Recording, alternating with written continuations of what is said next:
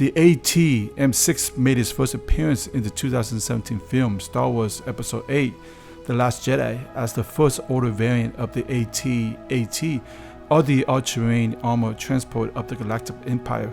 The AT-M6 was manufactured by the Crait Drive Yard, the same company that created the original AT-A. It was intended to make siege warfare simple and short. One of the AT-M6's most notable deployment was during the Battle of Crait, shortly after the death of Supreme Leader Snoke and the ascension of Kylo Ren as the leader of the First Order. In the years following the collapse of the Galactic Empire and the destruction of its industrial capability by the New Republic, the First Order was looking for a successor of the original AT-AT. This eventually led to the development of the AT-M6.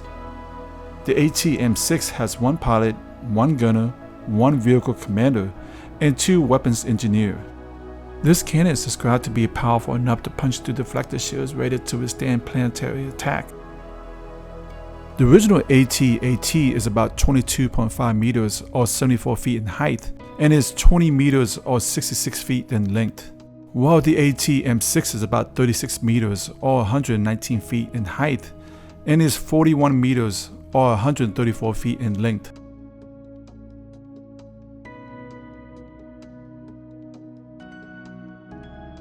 As we take a closer look, at the front of the AT-M6 are the chin-mounted heavy laser cannon, who were responsible for the use of the machine's most distinctive feature, a single MegaCaliber Six turbolaser cannon mounted on its back, for which the Walker was named. The destructive power of the battleship-to-ground engagement requires a dedicated power plant and the strings of auxiliary fuel cell to reduce the cannon's recharge time. The AT-M6 is powerful enough to punch through shields rated to deflect bombardment from orbit. At the rear of the AT-M6 is the turbolaser fuel cell.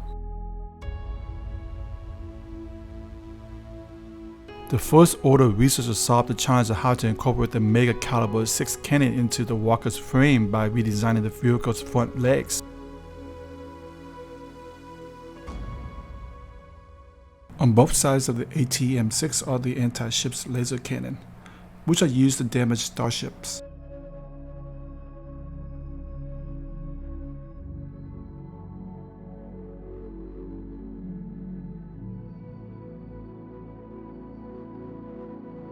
Inside the head of the AT-M6 is the target computer, target sensor, two gunner, and one vehicle commander.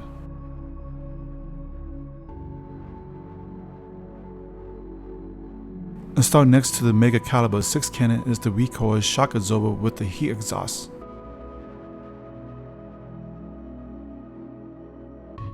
The main fusion reactor is used to power the AT-M6.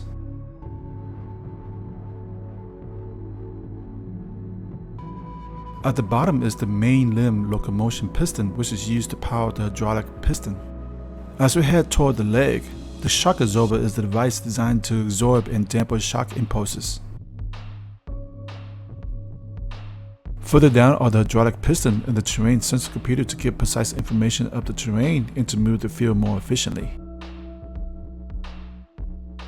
And finally, the AT-M6 is made up of ultra-dense matrix composite armor.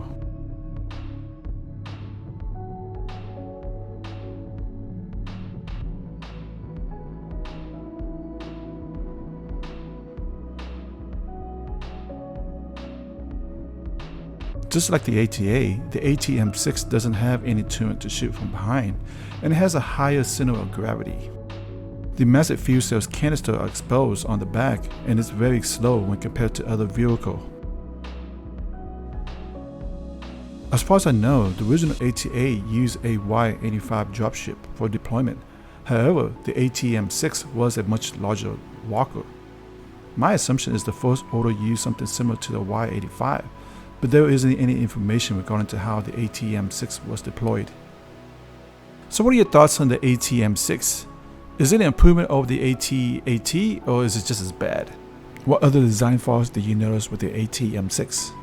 If you wanted to learn more about the AT-A, Star Destroyer, and various vehicle and character in the Star Wars universe, check out my playlist on the right hand corner.